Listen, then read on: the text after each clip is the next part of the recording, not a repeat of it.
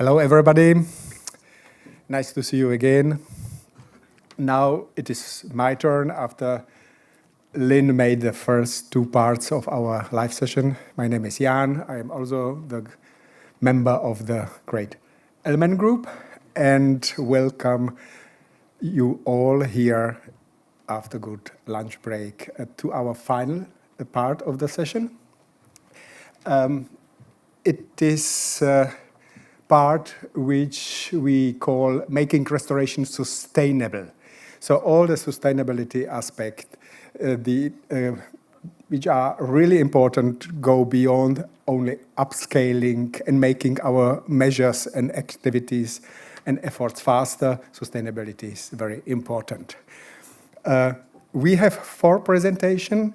The 5th presentation, Italian colleague of Serena Correzola from Live Granata is regrettably not here. We told it already twice, but we can use this time of her presentation for discussion, for questions and answer.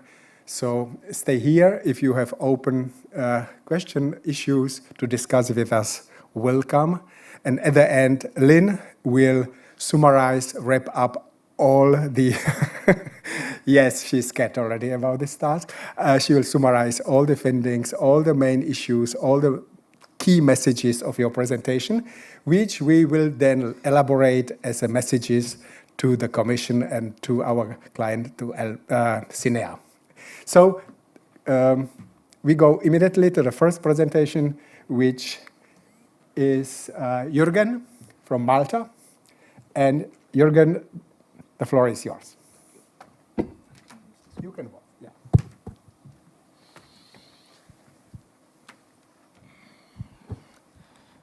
Good afternoon. Hope you enjoyed your lunch and you left a little bit of space to digest some more information. My name is Jürgen, and I'm from Malta. And today I'm going to give a brief overview of one of our Life IP projects in Malta, named Life IP RBMP, River Basin Management Plan. So, the project. It is a 17 million project, so it is considered one of the biggest projects currently ongoing in Malta. We are a total of 8 partners. We are different authorities, agencies, and government departments. It is for a period of 8 years, and the main aim of this project is to implement the Water Framework Directive by sustainably managing the water resources in our country. In total, there were 9 preparatory actions, and now we are in the phase of the concrete actions. There are a total of 18. And today, I'm going to give you a short overview of one of the actions and talk about the challenges that we are facing, which I'm pretty sure others who are involved in such projects are facing too, and how this project is helping to implement obligations we have of the nature directives, and how on national level we are supporting this project to make sure that it will be sustainable following the 8 years, the completion of the project. This action is on one of our small wetlands, but before I give an overview of the actions, I like to give a background of where I come from, Malta.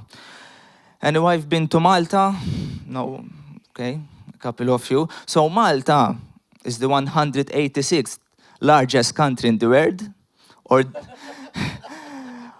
the 10th smallest, depends on your perspective. We're found under Sicily. We are just 44 kilometers by 14 and a bit more than 300 kilometers squared. We are a population of 500,000, making us 1,700 individual per kilometer squared, so we're pretty tight. And I want to give you this background so you understand our perspective, that every one meter, every centimeter is priceless, is valuable in our context. So even the loss of few meters in habitats, for us, it's a big problem. So back to the action. The action was divided into 2 phases. The first phase was about the hydrological regime. We studied the hydrology of the site and how we can stop coastal erosion from the sea. This was one of the conservation objectives of the management plan for this Natura 2000 site. So we used this LIFE project, we took this opportunity to implement one of the conservation objectives, which was considered as major, and in need to do it quick to implement this conservation objective. The study gave us different recommendations on how to improve the hydrological regime of the site and how to protect the site from further erosion. And now we are in the second phase, the implementation of the recommendations. Here you can see the site during one of our storms. We can see that we lost a lot of area. This was all on land, but now it was eroded. And to give you a little bit of perspective, if you look at the red line here, this was the original coastline around 10, 15 years ago, and today we lost all that. It's equivalent to just 20 meters, but for us, it means a loss of 20% of our habitats in that area. So it's quite considerable for us. One of the recommendations to protect this part of the coast was to do an infrastructural work. We built a revetment, it's like a breakwater, and then to reclaim back what we have lost, we put material from the same bay to avoid bringing contamination, obviously, from other parts of the country, and fill back the back part. So we gain what we have lost during the years. And now, at the moment, we soon have the go-ahead from our planning authority to start doing this project. But obviously, this is a live project, and nothing goes according to plan. And these are some of our challenges. First of all, obviously, money. When we projected 8 years ago, we projected a sum of money. Now we're estimating double the cost. So the cost has doubled because of things that cropped up during the years. One of which was archaeology. Yesterday, someone blamed the German bombs. I have to blame the Italians. Apologies if there are any Italians. But 2,000 years ago, when we were conquered by the Romans, they decided to build a Roman classical harbor. And here you can see the foundations that after the erosion came to surface. And so we had to stop the planning application, do all the studies, take note and record these foundations, and even pick some cereal bowls, I guess, some pottery to put them in a museum and make sure that we pick everything. So we had to change all the plans to make sure we protect these foundations. Another challenge was the water parameters. This is an inland surface water, a transitional water, sorry. It is a body which is identified under the WFD, so we had to make sure that the BQEs are not altered with any implementation we do to make sure we keep the good BQEs we have on site. So we had to make sure that influx of seawater and groundwater are not altered when we build the revetment. The final challenge, obviously, is the process. I mean, we have a planning application, we had to do the study, we had to wait for the archaeological studies, obviously always pushing the date. And now, after the planning application, we have to go to the procurement processes to do this project. But to make sure that after these 8 years, this project will be sustainable and it will be worth the money spent. On a national level, we are supporting this project too. First of all, our national law gives us the power to make an agreement with an NGO or even with the private sector to manage the site. So the site is currently managed by an environmental NGO, and they implement other conservation objectives in the management plan that they will integrate with the building of this revetment. Water monitoring, through the same Life IP project, there is water monitoring of different water bodies, obviously for other obligations under the WFD. And this water monitoring is making sure that during our implementation, the BQEs won't change. The third one, we are doing engineering works to complement the revetment. These are grounds being built to stop sand shifting in this harbor, because this is part of a harbor and there is a lot of sand shifting. So these groins will help the revetment in the future too. Land ownership, as a government and as an authority, we are making sure that the area of the wetland will be government property and it will be under our Environment Authority title, practically to have more free hand to do things for the site. And last and not least, at the moment we are revising the conservation objectives for the site as part of the Habitats Directive, and we're making sure that these measures will complement this project to make sure that after these 8 years it would be sustainable. So, in a nutshell, the spirit of this presentation was to show you how we took the opportunity of a live project to implement the obligations we have under different directives, like WFD, Habitats Directive, and how at a national level we are doing these complementary measures to make sure that this project is sustainable, because that's the most important thing.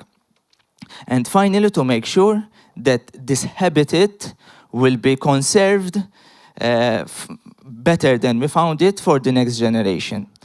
Thank you for your attention. For those of you who haven't been to Malta, please do so. I suggest June to September. Bright sun, blue seas, and basking temperature. So thank you very much for your attention.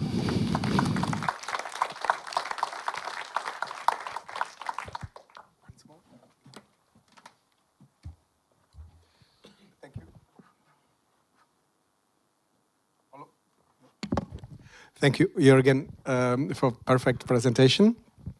Do we have time for questions? Yes, we have.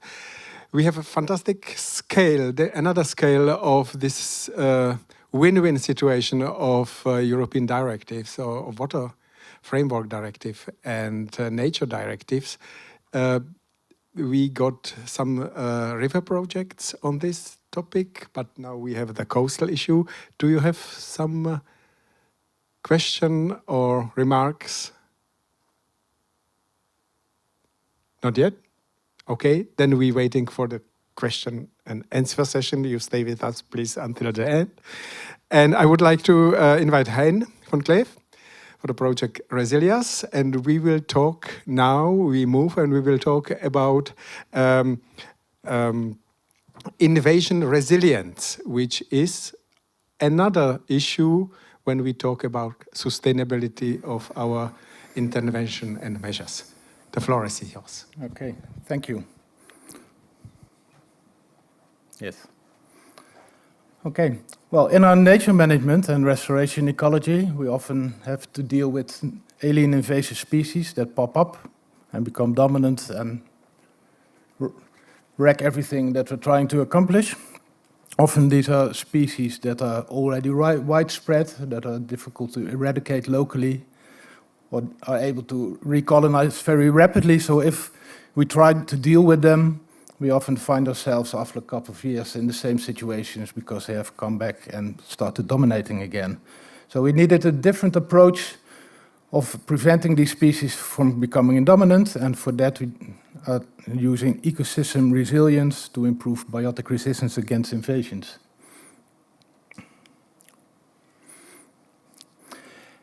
To be able to do that, we need to understand what processes are underlying these invasions.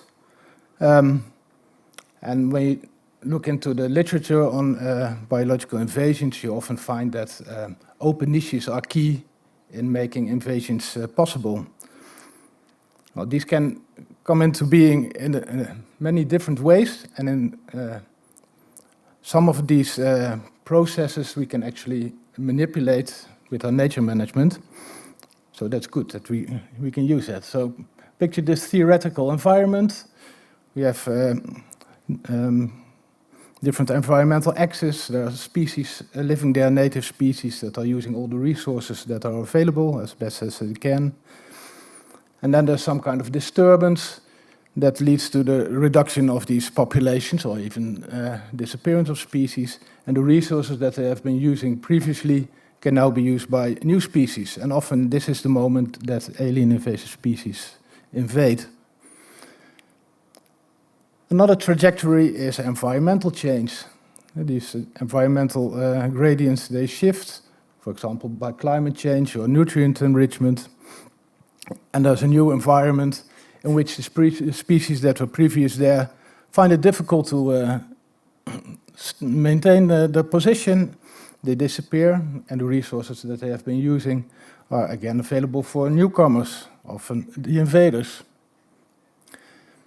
Well, if we understand exactly what is happening there, we can also think about the way back. So if we've lost species in a one-time disturbance event, we can think about reintroduction, or if there's been an environmental change, we can use all kinds of restoration measures that we've been hearing about this week. And sometimes it's not possible to get back to the previous pristine state. And then you can think about adaptation, for example, by introducing species, native species that are adapted to the new environment. Well, this approach that we call the ecosystem resilience approach in our project has also been adopted by the EU regulation on the prevention and measures against alien invasive species, where it states that member states have to take actions to reduce populations of invasive species, but also have to take measures to restore this resilience and biotic resistance. But in practice, we don't see that happening often. So we took it upon ourselves to educate people. And what better way to do that by demonstrating in the field that such an approach is a feasible one. And if we demonstrate it good enough, other people, nature managers, will adopt it and hopefully even transfer it to other ecosystems and alien invasive species. Well, our project runs for 7 years. We're halfway through. So we don't have a lot of results yet, but I can tell you what we're doing. We are working with 4 different species, 3 plants, 1 animal. We do it in aquatic environments, but also terrestrial, so different species, different environmental conditions where we are demonstrating the viability of this approach. And I'm going to talk about 3 of these case studies, because one of them, the Prunus cerutina, the black cherry, has already been extensively presented by Barratt, who is sitting there. So if you want to learn more about it, talk to him, or read our brochure that is also available at the top of the chairs when you leave this session. So the first species that I will introduce to you is Crassula helmsii, the New Zealand pygmy-weed. It's highly invasive in restoration sites where formerly agricultural land is being converted to wet or moist habitat types. It's also problematic in shallow lakes and in dune slags where restoration measures have been taken to mitigate the effects of nutrient enrichment. And here this species, it's a pioneer species. It profits from the mineral source, the lack of competing species, and often the sources of nutrient enrichment that are still present. For example, in this lake, this is a shallow lake that had been restored, but there was still a ditch leading into it which was supplying it in the winter with highly nutrient-rich water. It was rich in nitrogen and carbon. And we rerouted the ditch to prevent that nutrients from entering. And next, we removed most of the Kassler biomass to create a window of opportunity for native species to take over. And we are helping these native species by introducing them. In this case, we're introducing Littorella uniflora on the wet parts, and on the higher up on the slopes, we're using, for example, more drought-resistant species by transfer of hay. We do that on a number of sites, and we are encountering some challenges. Because Kassler helmsii is a very rapid growing species, it's difficult to reduce it enough to provide a sufficient window of opportunity. So we have to work pretty carefully and remove most of the population, up to 95 or even more % of the population. Another challenge is to acquire plants. We are working in nature reserves, and many of the plants that are characteristic and normally abundant in these reserves are actually threatened species or red list species. Luckily, in the case of Littorella uniflora, it's occasionally easy to collect from other reserves, but we are also looking for other plants in ways that we can culture them to use in these projects.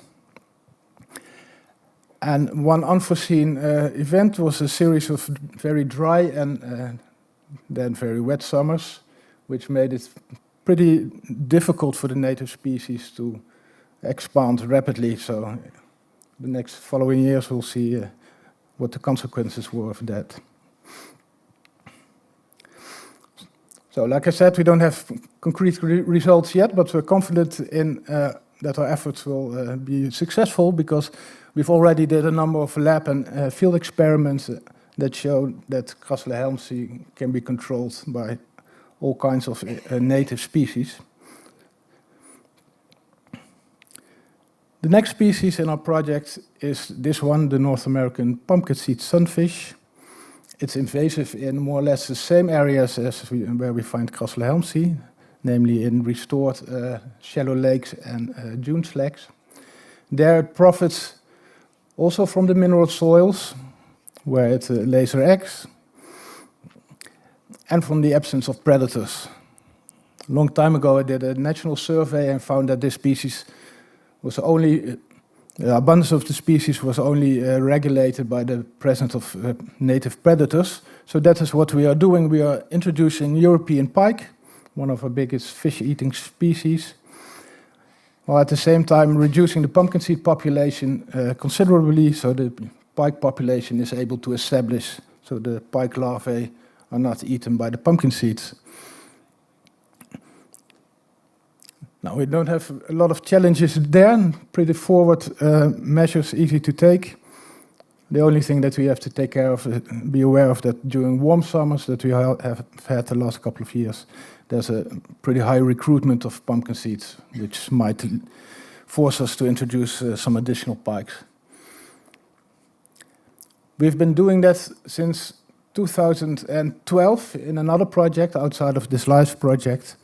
So we know what we can expect. And even after 10 years, we still see a considerable population reduction of pumpkin seed, 90% or more. And what's really positive is that we see a recovery of many invertebrate species groups that are characteristic for these shallow lakes. And those are the groups here on the right side of this graph.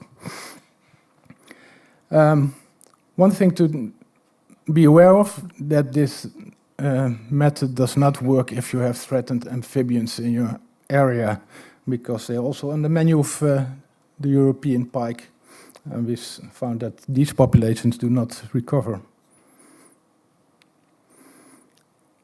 And the final species that I'm presenting to you is Asian knotweeds, a complex of different species. They all look alike and act more or less the same in the environment.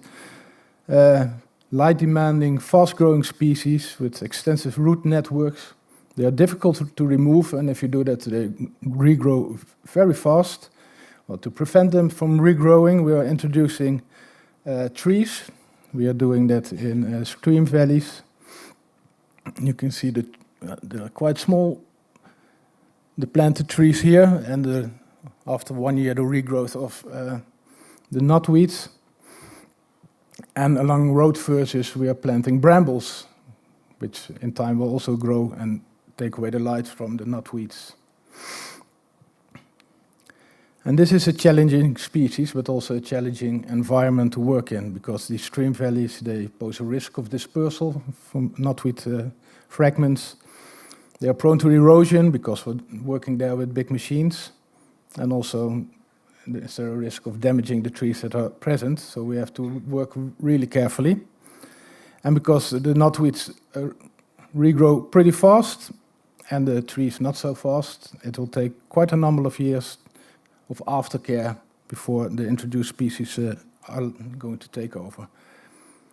But in our road verges, the development is pretty positive. After 3 years, the bramble vegetation is becoming pretty extensive, and we expect that after this year we can stop the aftercare. So I think that's a pretty good result. And here, all the way in the back, you see one of our control plots where the knotweeds are sticking out above the brambles. So you can see a clear effect.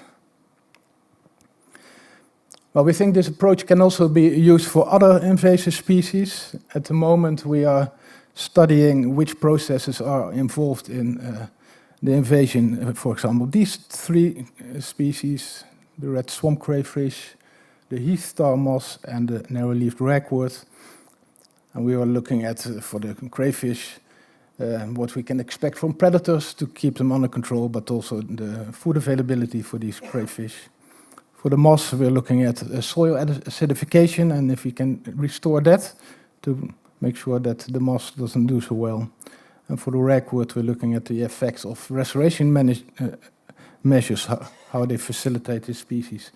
So there are plenty of opportunities to apply this approach for other species. And then I'll end with my key messages. Well, eradication of invasive species is often not effective, but only if you combine it with measures that restore or improve ecosystem resilience. And you can do that by using concepts of ecological restorations or the reintroduction of native species that have declined. But since it's a very new approach, we still need a lot of knowledge of the underlying processes of these invasives. So we need to invest in applied research, specifically targeting on understanding biological invasions and how they can be translated to improving ecosystem resilience. Thank you for your attention.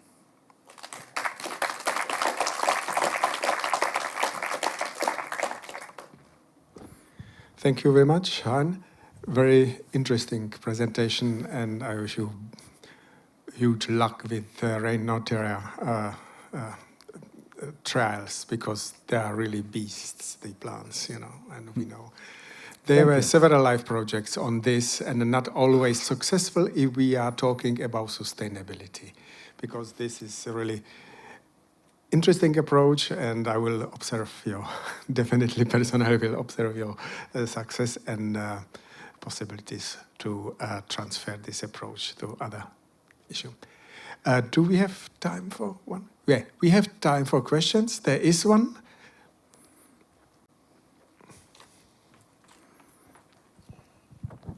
Thank you so much for your presentation. Well, I have one question. You have been talking about the invasive species, the example of Crassula. So you were removing the invasive species. What about the costs? Is it too high? And the second question, is it effective? Like when we remove it, can we be sure that it couldn't come back again? Thank you. Okay, I can answer those questions. Yes, it is expensive. It's more expensive than similar projects where you take away topsoil removal, for example, which is more or less the same technique, but because we want to work very hygienically, so as few fragments or plants are left behind. It requires people that are specially trained and guided in this process, so that makes it a lot more expensive. And you also have to take care that when you take away the matter that you're digging out, on the way to wherever you're dumping it, you don't create new infestations. So yes, it is expensive. And is it effective? No, it's not, because it's nearly impossible to completely eradicate. And that is why we're facilitating native species, so they will help us keep this Krassula under control. Thank you. Thank you very much. I would suggest that we continue, that we have a good time for the final discussion. And the next presentation is from Jeff. And actually another topic about sustainability is the challenge between harmonizing on our conservational targets. And this is the example of one habitat type, of a grassland type, and meadowbirds. Jeff, the floor is yours. Yeah, thank you, Jan. We're staying in the Netherlands and Belgium for a while, two small countries with big nature challenges. And I'm Jeff. I'm from Natuurpunt, which is a nature management NGO in Belgium, and we are currently working on the Live Nardus and Limosa project. So what is Nardus and Limosa? Nardus stricta is the plant which is typical for Nardus grasslands, and Limosa is the black-tailed godwit. It's a meadowbird. So this project is about Nardus grasslands and meadowbirds. I quickly show you the project areas. It's in Belgium and the Netherlands, in the Campine region, 5 different project areas. I'm going to be mainly talking about the green one, which is Turnhout-Vennegebied, because that's the one where I'm active, but in the other ones, similar processes are going on. So let's start with Nardus. So Nardus is about the grassland restoration, and we're trying to restore this kind of flower-rich grasslands with orchids and a lot of other special plants. First, I'll show you the landscape change. So this is the Turnhout-Vennegebied I talked about. You can see in the last about, 200 years, it has changed from almost a completely heathland area. It's heathland in the broad way, like wet heathlands and dry heathlands, but also Nardus grasslands are part of these heathland areas. But it started changing, and there was afforestation, but mainly intensification of agriculture. So now there's a lot of intensive agriculture. So what we're starting from is this kind of grasslands. So the nutrient-rich grasslands with which very few species. It's like a monoculture of ryegrass mainly. This exists because of fertilization during the agricultural periods of these grasslands. What we want to go to is the other side. It's this flower-rich Nardus grasslands that typically grow on nutrient-poor habitats, nutrient-poor soils, I'm sorry. So what we want to do is remove nutrients from the soil. How do we do this? The normal way to remove nutrients from a soil is, of course, a mowing regime where you cut the plants take away the nutrients from the soil and you remove it. So you can slowly remove these nutrients from the soil. But there is a problem because the nitrogen and potassium is relatively quickly removed from the soil, but phosphates remain in a large overdose. But as nitrogen has decreased, the biomass production decreases, and you can very slowly remove the remaining phosphates. So that you typically go to this kind of grasslands. It's a little bit more flower-rich, but still not very interesting. A solution for this is the phosphorus mining, or P mining. And in P mining, we're doing almost the same, but we are adding nitrogen and potassium to the grasslands to keep biomass production high. During this process, it will be a species-poor grassland, but when we reach the phosphorus goals, we stop all fertilization and then biotic restoration can start. And in this way, we can decrease the amount of time needed to reach the phosphorus goals. So that's the grassland restoration part. Now let's go to the Limosa, so meadow birds. Here you can see the black-tailed godwit, curlew, and the lapwing, which are 3 of the important species in our area. And I'm gonna go back to more than 100 years ago again.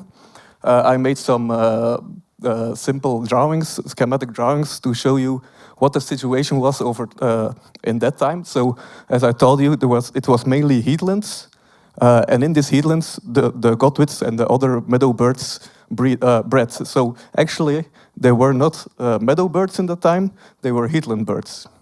But let's go over to the other side. Let's give the cameraman some work. Now we have this landscape with a lot of intensive agriculture. And the meadow birds, luckily, they adapted to this situation and they began flocking together on the nutrient-rich but extensively managed grasslands. This is because in these grasslands there's a lot of organic matter and a lot of worms and other soil invertebrates, which is the food for the adult meadow birds. So that's the situation right now, but this gives us a big management dilemma. On one hand, we want to keep the meadow bird population, which means we have to keep the organic matter and the soil invertebrates high on these grasslands, sometimes even by applying manure. But on the other hand, we want to restore the grasslands, and restoring grasslands is removing nutrients. So this is like a heartbreaking dilemma for nature management. Do I want Limosa or Nardus? So we're in a Nardus or Limosa situation. But in this project, we want to bring both back together. So it's called Nardus and Limosa. So we're gonna bring them together like in old times. And for this, we need 2 main things. First of all, expansion of the breeding area. And secondly, creating a mosaic of nutrient-rich and nutrient-poor habitats. And in this way, the meadow birds can breed in lower densities on a bigger area, and the population stays the same. It's also important for the meadow bird chicks who prefer flower-rich habitats for their foraging. I'll come back on this. So this is how we apply it in our area. So this is the Turnhout-Svennegebied again. So our no, this doesn't work. Our main project area, and you can see we defined 3 different zones, 3 different areas inside of the nature area. And the green one is the breeding area. And in this breeding area, we focus on earthworms as food for the adult meadow birds. Here we don't go for grassland restoration, and we just leave them alone. These are the main current breeding sites. Then there's the yellow part. This is the chick foraging area, and the meadow bird chicks don't eat soil invertebrates, but they eat above ground invertebrates. So they actually need flower-rich grasslands for more food. And here we try to restore grassland in a meadow bird friendly way, which means we're gonna do a type of pea mining which is less harmful for the meadow birds, which mainly means after the breeding seasons of the meadow birds. And then the third area is the edge areas. This is the areas where there's no meadow birds, and we can fully go for grassland restoration with intensive pea mining.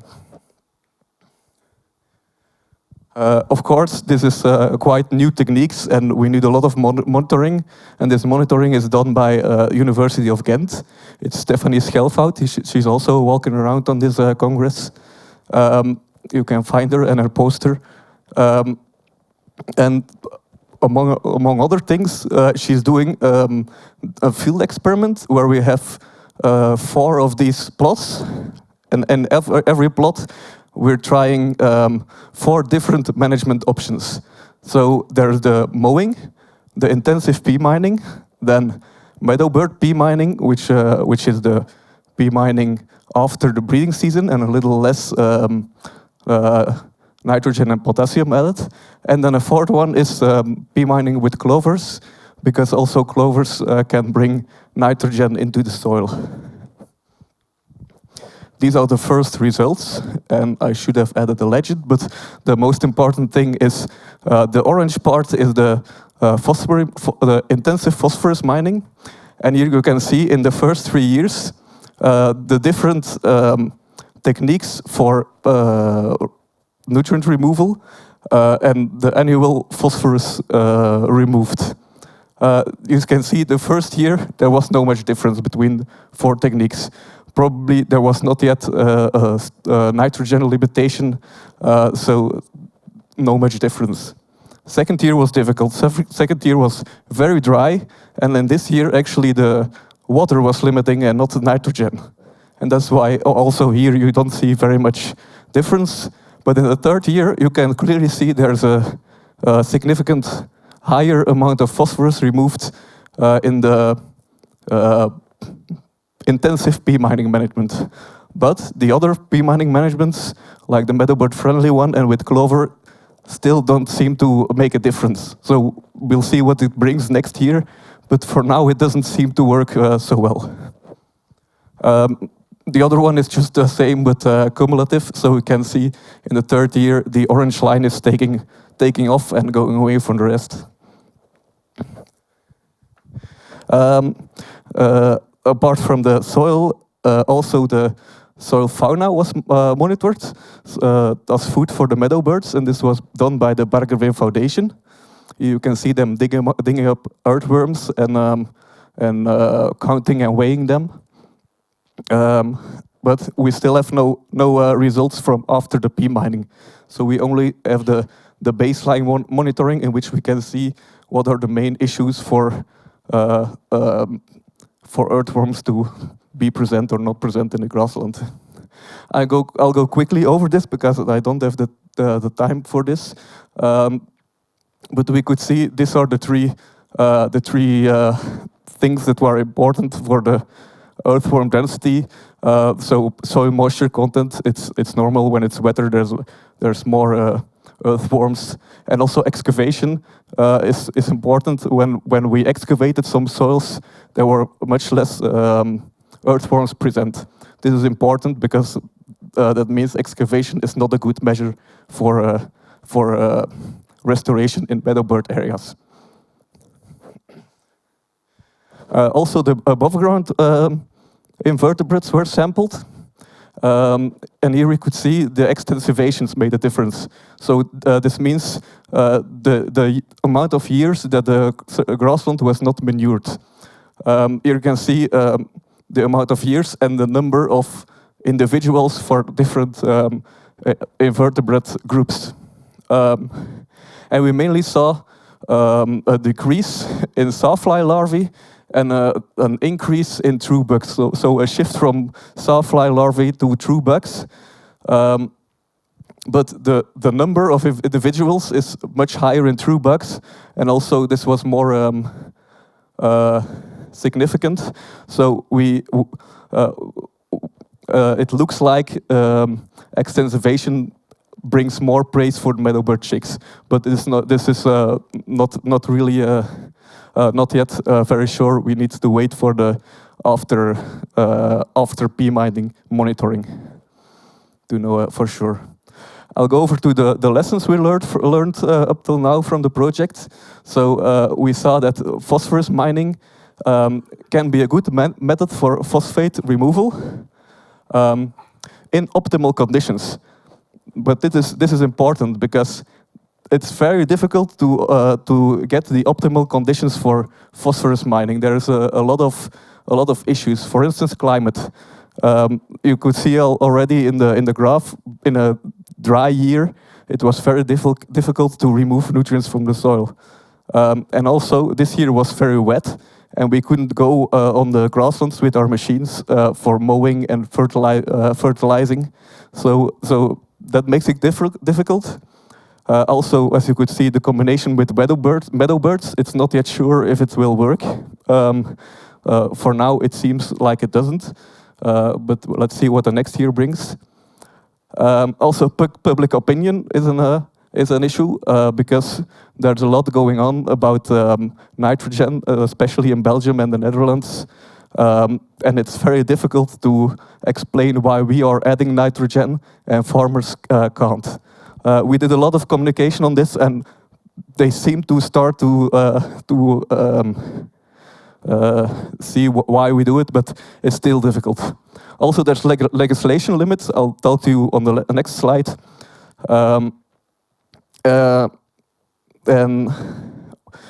Okay, apart from that, we saw that grassland restoration can be positive for meadow birds by creating the right mosaic for breeding areas for adult birds and foraging areas for chicks. As I said, there were policy issues because there is a lot of rules for fertilization, and don't get me wrong, I'm very happy they are there, because without these rules, there wouldn't be much nature left. But pea mining is very difficult under these rules because there's a lot of areas within Natura 2000 where we can't use fertilization. Also, the time where in the year where we can use fertilization is too short for optimal pea mining. So this is an issue, and there is no legal framework for this phosphorus mining. So yeah, I would like to see one, but it's very difficult right now in Belgium and the Netherlands to get something like that. And of course, there need to be strict conditions like scientific guidance, also the finiteness, so the fact that it ends on a certain point and that afterwards no fertilization ever again on these grasslands that you have restored. And I end with this slide again. So this is our future of the Turnhuis-Vennegebied and the other areas. And look how happy the Godwits are in their newly created mosaic landscapes. Thank you very much for your attention. Thank you very much, Jeff. Be patient. There will be questions. Stay 1 quarter hour longer. Now we have a Clara, and then we have a quality question and answer session. Clara from Czech Republic. She's from the State Nature Conservation Agency in Prague. You have it. Yeah. And she will talk about her experience and opinions about solution of subsequent care of restoration measures in Czech Republic. Thank you. Good afternoon.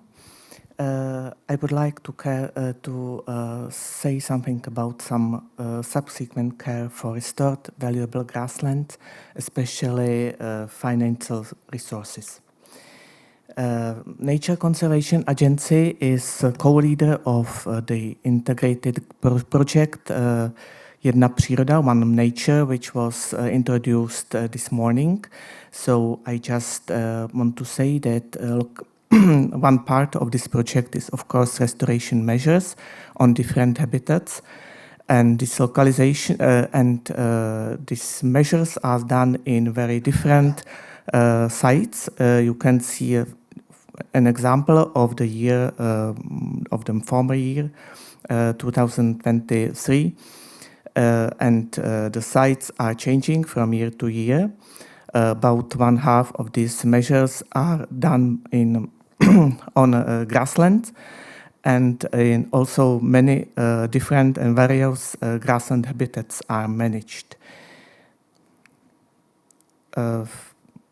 Restoration measures are usual, you know know them, I suppose. And we are working on preparation of sustainability plan for the management part of this project. So because it will be quite demanding, we asked the project managers of the former four live projects which were focused on grassland restoration in the Czech Republic. Two of them were also introduced little this morning. Well, I tried to make a short summary. I presented this summary in the conference in Reykjavik in 2018. So the managers of the project agreed in some moments. The subsequent management of the grassland were quite demanding because of high costs. Grazing in tourist hotspot makes problems. Generation after cutting out unwanted trees and shrubs was very huge and long term. I asked about barriers in financing from Common Agriculture Policy, it's the CAP. So they agreed that there was a lack of flexibility and insufficient financial support in mountain conditions. That was problem with eligibility of restored grassland habitats for the CAP payments, and some farmers were demotivated due to increased administrations and some other obstacles. Good outcomes and good practice in this 5 years ago. We can summarize that life required and inspired cooperation with farmers, and farmers felt and feel as real partners in nature conservation. Some new solutions involving private capital were very rarely but were implemented, and involved NGOs started their own agricultural activities, included one of the leader of the project. Also about implementation to the Czech CAP in this programming period, it was succeeded because of possibility of combination of resources with exclusion of double funding. One new title for grassland with Maculinea butterflies was done. Partial improvements to the effectiveness of agri-environmental schemes, and seminars with farmers for farmers in protected areas and national parks started. So now we are after 5 years, and I asked again the project managers about their experiences with subsequent care and sustainability of the restoration activities in their grasslands. Short summary. Plus is cooperation and meetings with farmers go on. There were some more corporate donors help with subsequent care, but minuses are there also. Decline of participating farmers due to high administration requirements and low payments, and shortage of manual workers for field work. It's general. About nature conservation issue, restored habitats status and biodiversity in surrounding was increased, and some new rare species occurred. It is very good, but rarely, but still the status of some managed sites cannot be improved for unknown reasons. Restoration intervention often have to be continued for a long time, more than 5 years, and eradication of invasive species is a long-term process. About financial resources, at first from Ministry of Environment, plus that we have the flexible national resource from the environment for state organization to support subsequent care. And shortly, we can also use resource from National Recovery Plan of the of EU. But minuses. Costs of conservation measures and subsequent care keep rising. I will show it later. Financial resources for regular maintenance of Ministry of Environment are uncertain and insufficient. Combining multiple resources is administratively complex, and farmers are sometimes often refused of using them because of public support. Sorry for the wrong words on the presentation. Insufficient resources are also for personnel and machinery costs. The picture shows differences between costs of manually done measures in subsequent care for grassland, for restored grasslands, and farm costs from, it was on common grasslands done by heavy machinery.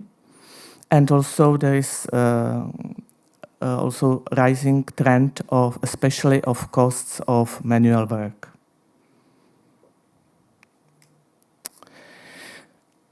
After 5 years, also one more issue, financial resources of Ministry of Agriculture. It means, of course, using common agriculture policy, especially agri-environmental schemes. So, plus is that agri-environmental rules are quite favorable, especially about lots of variety. Sorry. One pilot scheme, result-based payment in grassland, was implemented in one protected area in the Czech Republic, but minuses. It's not enough to have a flexible agri-environmental scheme because farmers and also NGOs use many type of support from CAP on one area, and CAP as a whole is extremely administratively complex now. Agri-environmental payments for grasslands are very low, the same as in previous period, and so care for restored grasslands must be co-financed from other resources. Eligibility criteria of CAP are still too strict for restored grasslands. Farmers' organization refuse nature conservation farming to be paid by CAP. It's my opinion from national level negotiations. So some take-to-home messages or maybe policy messages. Successful grassland restoration is a long-term process and regular maintenance must follow. Also monitoring of the effects and subsequent restoration interventions are necessary for quite long time. Investment to the restoration could be lost without the financial support of the subsequent care. Maintenance of restored valuable grasslands should be paid by the CAP, including additional costs, because I think it's just clear public good in economic terms. Restoration and subsequent care should not be considered as a public support, sorry for the wrong words. It is almost always done by local farmers, small owners, or local not-profit organizations, and without no profit from this work. And restored valuable grassland habitats can be considered as non-productive areas under the CAP meaning, and biodiversity hotspots in the range of nature restoration law in the future. Thank you for your attention.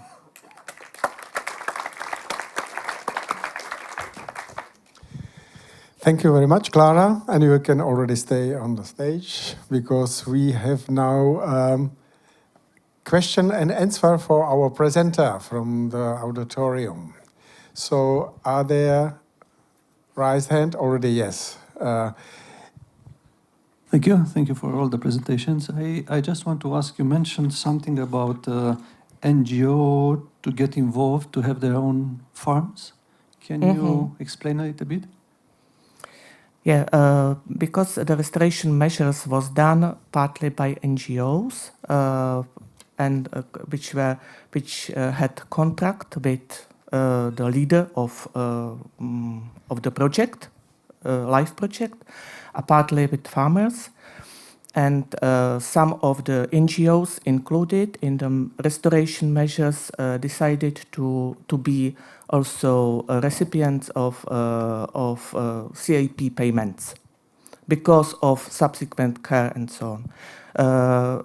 One leader of the project in Beskide, Nardu Stricta Mountains, they tried also to be use common agriculture policy payments for their work after the project, but they skipped it in the last year because of administrative obstacles and complexity and low payments. I was asking because in Romania, as an NGO, you are not entitled to get, I mean, you cannot apply for a CAP, so that's why I was interested to understand. Yeah, we try to make it comfortable for more. We have more, quite a lot of negotiations between ministries, and we support them to make it comfortable for more partners. Thank you. Another question for Clara. I have one. It goes the same direction as Christy asked, because you had the headline, cooperation and meetings with farmers go on, so as a plus. Who is the organizer of the meetings, and who is the stakeholder who participate as well with the farmers? Is it good? Yeah, sorry, as I shorted the text, so. But there were the organization. It was organized by National Conservation Agency in the regions, or National Park administrative bodies, and they go on. Also done by organization is among these state authorities, usually, but they go on also without any financial support. And but it's regionally different, of course, the interest of farmers, and also in regionally it's different. I am asking because are the agricultural authorities involved in these meetings and in the cooperation meetings and so on? Because sometimes it's issue that the nature conservation has one point of view and so on with the farmers, but actually the agricultural chambers and authorities should be involved, of course, as well. How is it? Yeah, sorry. So the first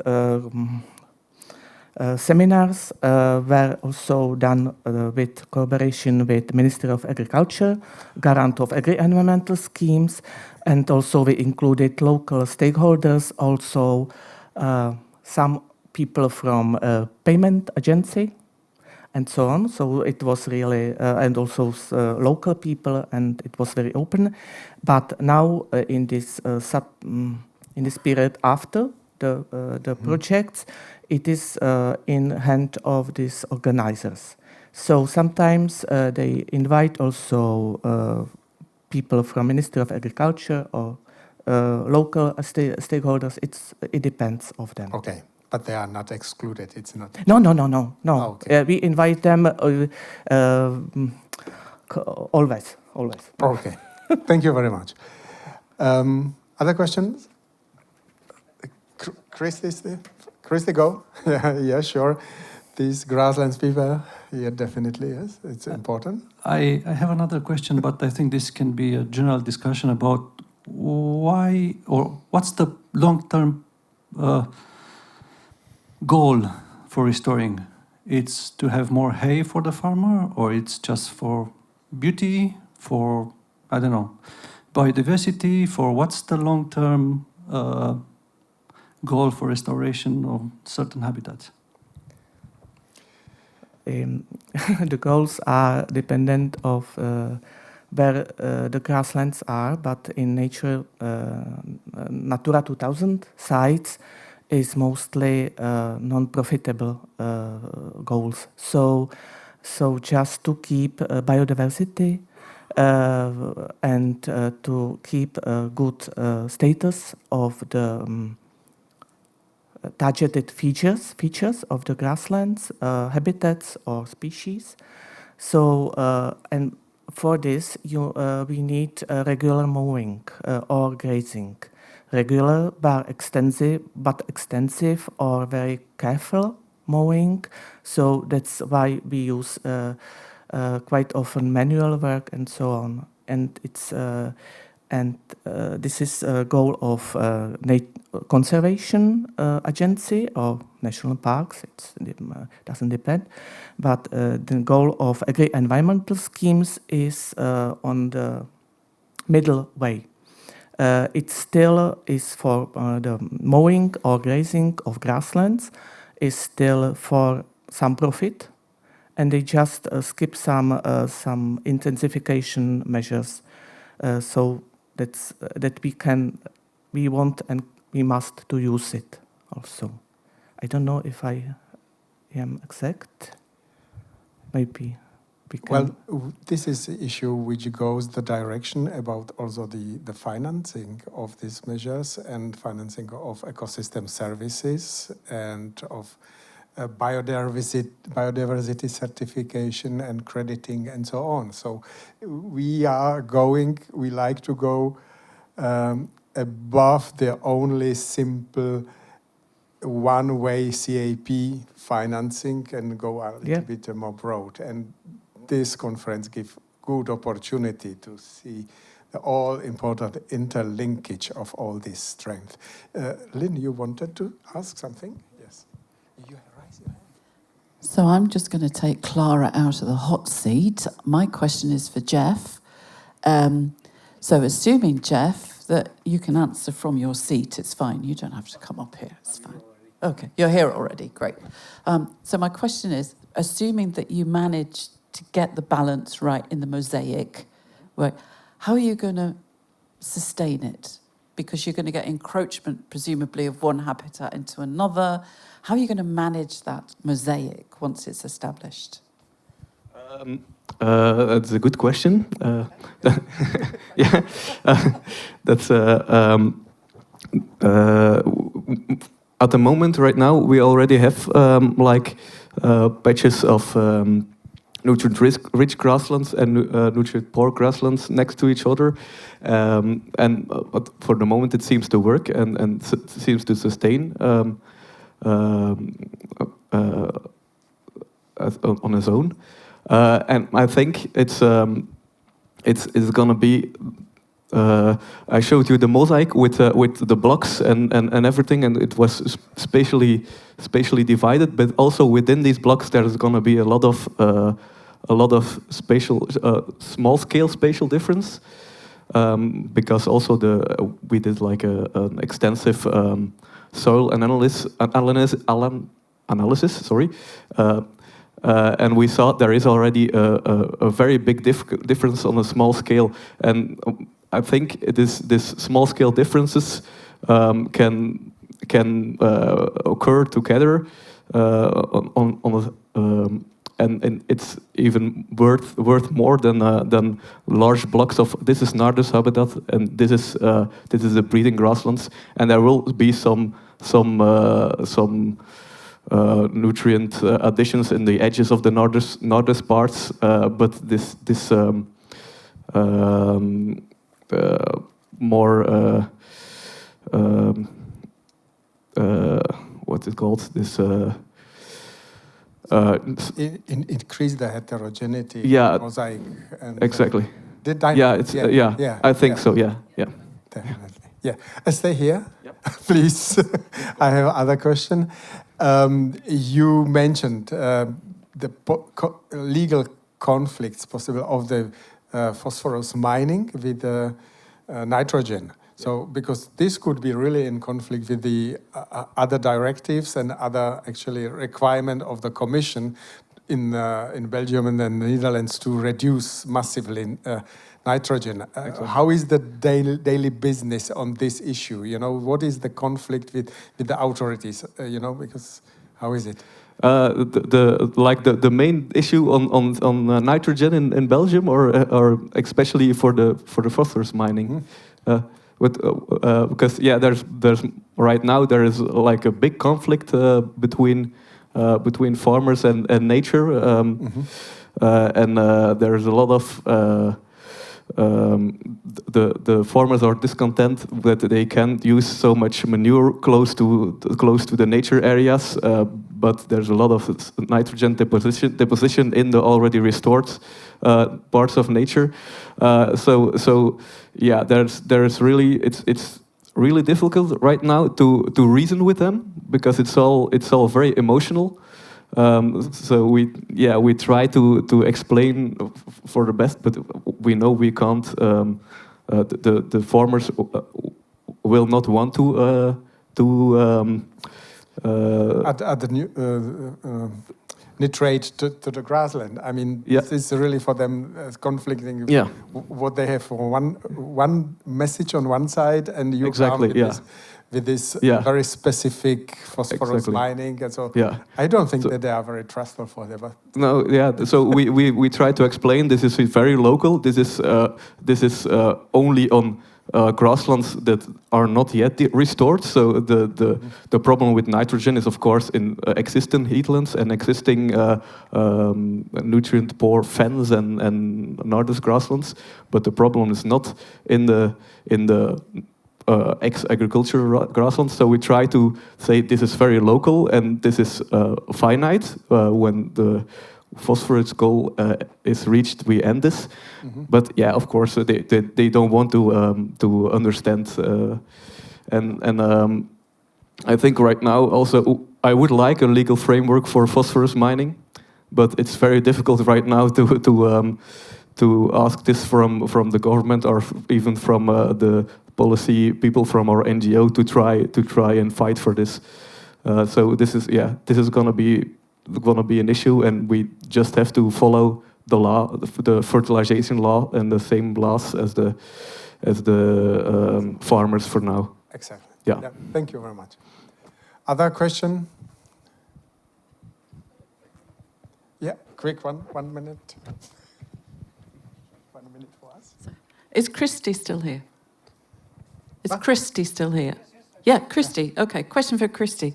In your presentation, you talked about value adding to products. I think particularly you were talking about milk.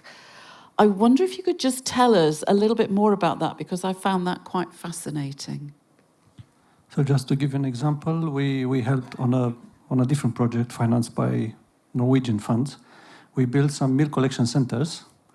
And if before the milk collection centers, they used to get 0.7, 0.8 RON, so not euros per liter, selling as an association, the price gone up with almost 50%, because was not contracts with 50 farmers, was contract with the association. So from an administrative point of view, it's much, much better. So they are still getting a better price, working as an association, but we want to go a step further. And we have some funding lined up, but we need to overcome some administrative work.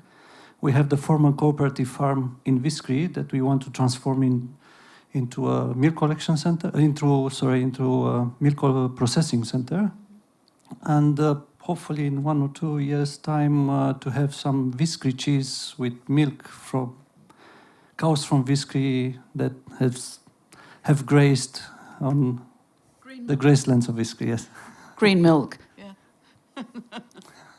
Great. Thanks. Fantastic. It's an encouraging statement. Fantastic.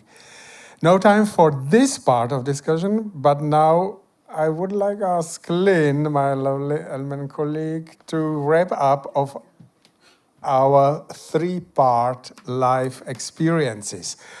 So Lynne, the floor is yours, and maybe we again end with some question, if there will be time and if there will be still energy of us to discuss those issues. Thank you. Okay, Lynne. no pressure. So I think we've heard from 15 different projects, and I've tried to organise it with the help of my lovely colleagues. I cannot do this alone.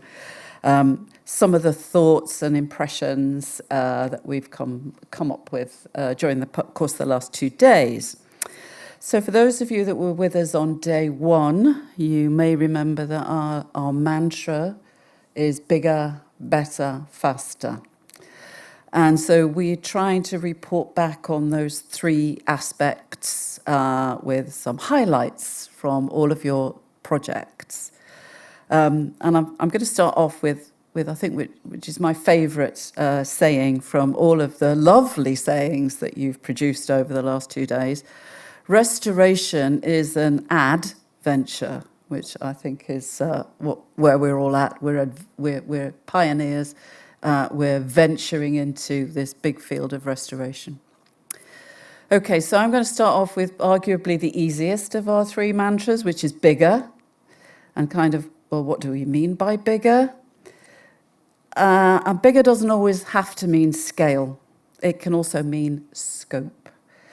So we heard from Reverso yesterday that they're dealing with the Water Framework Directive, the Habitats Directive, the MSFD, the Biodiversity Strategy, connecting a whole river system, providing benefits for all of those directives. Similarly, in Estonia, we had the cumulative impact of many projects, many life projects over the years, which touch on a number of directives, improving connectivity and taking this kind of source-to-sea approach in a riverine system with the restoration of species of the iconic migratory fish, the sturgeon. So that was Estonia this morning. So bigger can mean a number of things. Because we heard from Malta just now, the scale is a bit relative when you're the 186th largest country, did I get that right, in the world? And everything is interconnected. So a smaller intervention has a much bigger impact or benefit. And that can also be relatively more costly because it's a smaller country, everything is at a premium. And that was also emphasised just now by Jeff with the Belgium and Netherlands, small countries with big restoration challenges and larger things that they need to achieve. So scale, big, doesn't always mean on a geographical scale. So another look at bigger can also mean embracing the kind of holistic approach where projects cover aspects of climate, water, and nature all together, potentially providing stacked or bundled benefits. I know we can have a huge discussion over stacking and bundling of benefits, but let's not go there right now. We haven't time. And I think it kind of emphasises the approach of our integrated projects in this, because I've lost my notes, okay. So the framework for the IPs is really to provide the enabling environment, to allow operations to stimulate complementary funding to actually do a lot of the implementation of the work. I'm going to talk a little bit in a minute about demonstration, and obviously IPs are big demonstration projects also, and we'll talk about the value of those in a minute. So we heard from France, we heard from Ireland with the Wild Atlantic Nature, we heard from the Czech Republic. And what we heard from the Czech Republic was that their first integrated project was too short, only 6 years, and that it really needs longer to embed these impacts and to get the benefits to be realised. We heard this morning from Latvia I love this, that money is not always what we need to scale up. Sometimes it is, but not always. So what's missing? What is it that we need in order to be able to scale up? This is another of my very, very favourite phrases that have come out from the last 2 days. We need to come out of the green bubble. We're conservationists largely. We sit in a green bubble, okay? And we forget that we have to talk to people that just talk about money, or they just talk about, I don't know, what they had for dinner. We've got to connect with all of these people and touch the hearts of people. And we need to make nature more relevant to people in order to derive the benefits on a larger scale. So engagement is critical and central to the success of upscaling. But how to get that message across? And so many different techniques we heard about over the last 2 days. And I'm sorry if I cannot include them all or I've forgotten anybody. It's not by intention. So engagement is critical. And we heard about festivals in the Czech Republic. And I know they are also happening in Romania. About how it's the power of how these lifts the profiles and allow for greater public engagement and therefore greater uptake of the support that's needed. We heard about the creation of farm associations in Romania and the demonstration of the benefits that those can provide, the power of joining forces. Just now, we had another example there on the marketing side of things, for machinery, the sharing of marketable products. That leads to replication and to sustainability. But we need landowner consent to achieve restoration at scale. We cannot entirely rely on the public lands to meet the restoration targets. In the finance session yesterday, parallel session yesterday, we heard from Stephen Hart from the EIB. He said that there is public money available in the CAP. The question is how to access it and to use it wisely for the intentions and the purposes that it was originally evolved to serve. So we heard from Ireland about their results-based payment schemes initiative. It's an effective mechanism in Ireland to deliver small and large-scale conservation and restoration. And the point was made yesterday that upscaling is possible via the CAP strategic plan, but it needs the political will at the national level to buy into, to have the faith in, and to administer the schemes. And the administration is often the downfall of a results-based payment scheme. And it also takes time. The first life project pioneering this method was in 2004. So it's taken 20 years to have a scheme with 20,000 farmers in. So it's not a fast process. And in Romania, despite the exceptional progress that has been made in Transylvania with the farming communities and the restoration of grasslands, there is yet no buy-in on the political side. And that could stop the scheme upscaling. Okay, so we heard from the UK then about the Great North Bog, an ambitious project starting with 3 life projects, which is scaling up to the landscape scale. And this is truly a landscape project. 7,000 square kilometres, or 700,000 hectares, if you like, all on private land. And we hear yesterday in another parallel session that the EU restoration ambition cannot rely entirely on public financing alone, and that we need to leave a private funding. And this needs to be introduced into the financial blend. This inevitably means monetarisation of the product, if it's carbon or biodiversity. But carbon is the most developed market that we have at the moment, but there is a lot of work still to be done to develop, as we saw today, the governance structures, the partnerships, the operational frameworks, as well as the market. And the market for biodiversity credits is even less developed. The power of these mechanisms is really clear, but the effort required to establish them is less clear. And we also learned that there are other sources of private finance. It's not just about investment. We've got corporate social responsibility. We've got donations. There are other mechanisms available. And they're all packaged in one project at the moment, the Great North Bog.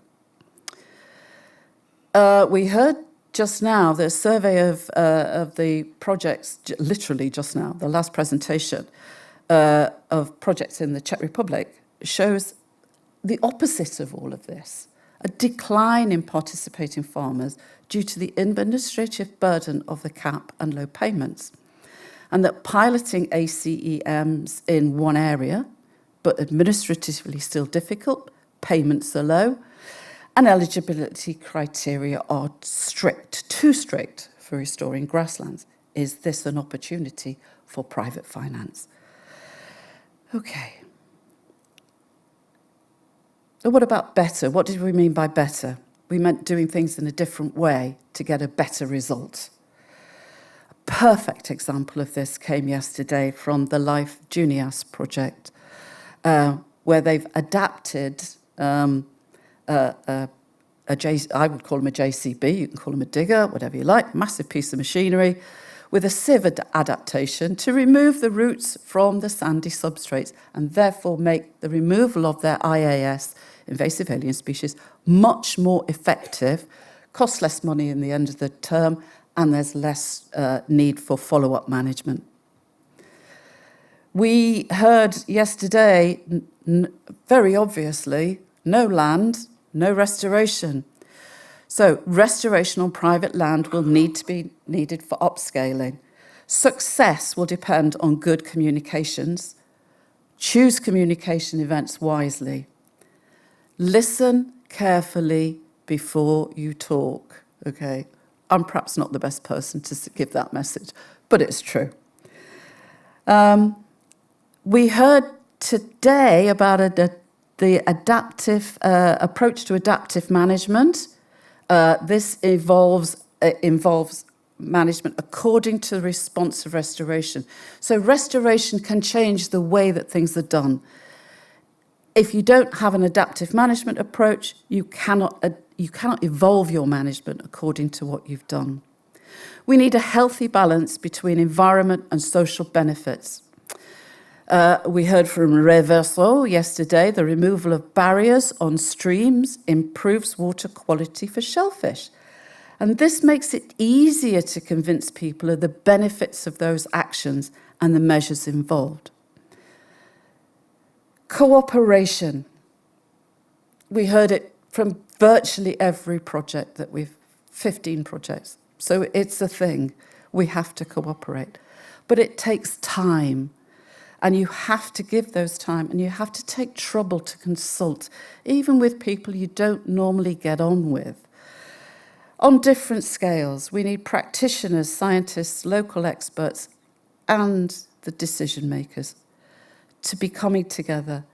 This leads to adaptation and better results. We heard today about behavioural change, notoriously difficult to measure. Embraced by Latvia, moving from information dissemination to strategic communications. And I think this is a lesson for everybody. They used marketing tools to develop their branding, their visual identity, and their packaging. These are terms we don't normally use in conservation. We had some wonderful examples of using, like the old masters, to show how there's the difference between the last, late 1800s to now, what it looks like in a hay meadow. My goodness, what a marvellous visual comparison of what it used to look like. That is a really great way to communicate that important message. They also retold the Cinderella story to feature grasslands, connecting with people, and they will connect with nature. And this, of course, also makes things go faster. In our Romanian grasslands, we had some brilliant examples. They used AI to create a series of scenario maps as a tool to show farmers where restoration opportunities exist. They used methods of adding value to products. We've just spoken about it in a bit more detail, so the farmers get more money. They developed an app for the farmers to monitor their lands and the weather, which is a great example of citizen science approach, which we know is perhaps more common in other countries, but it's a great advance now. And we just heard from Belgium about using different pea mining options to speed up grassland restoration. Nardas versus Limosa. Okay, faster. Well, that's obvious. We need to move ahead with this agenda. We can't wait. We did hear a few obstacles, I have to say. A lot of them are to do with the authorities.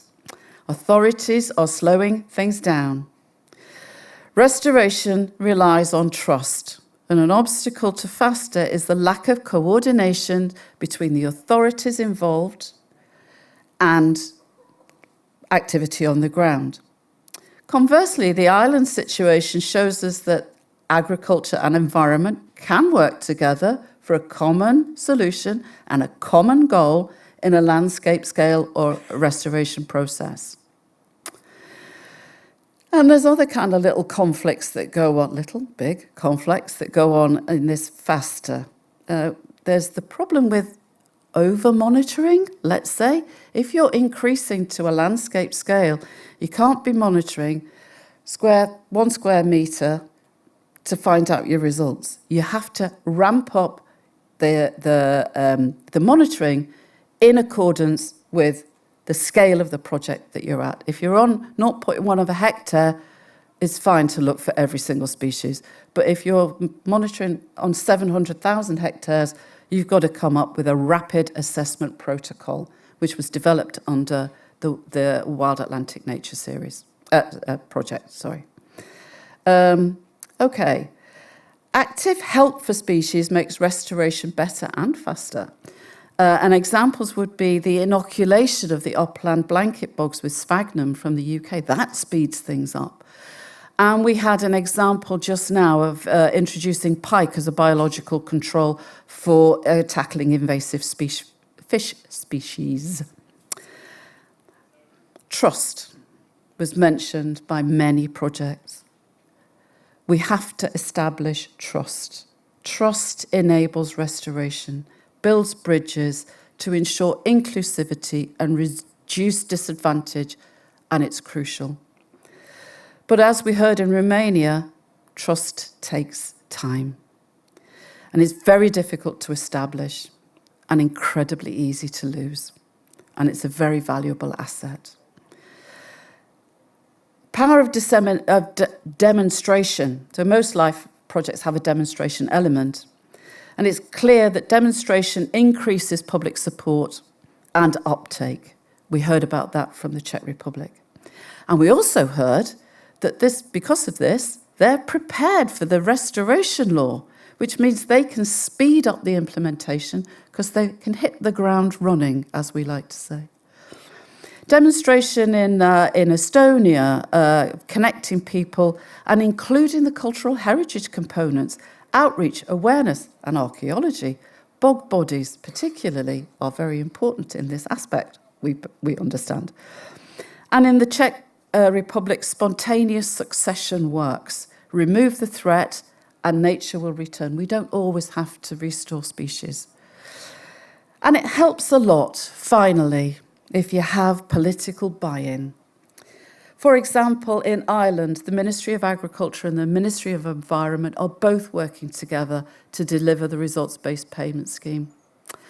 But it also seems to help if you have a president drop in on your project, as indeed they did in Estonia, or you have the King of England as one of your supporters, as you have in Romania. Thanks, everybody. I hope I've managed to cover everything. And I'm not even sure if we've got any time left for questions, but I hope that's reflected the kind of the rich content of the presentations that you've all been able to give us. Thank you very much indeed. Thank you, Lynne. Perfect. Thank you. We're a mutual appreciation society.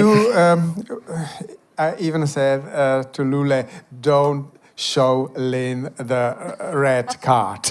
Let her talk to the end. Yes. Thank you very much. There is no time for further discussion, but you can still contact us during the coffee break on our information desk and so on, and use your stay here for your internal networking. You should be aware of all those aspects what we have been addressed during our session. And if you forget something, you know our emails.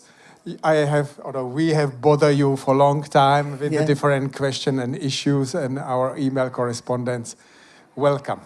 Thank you very much. Can I just say in closing that what I've just presented will form the basis of our reporting.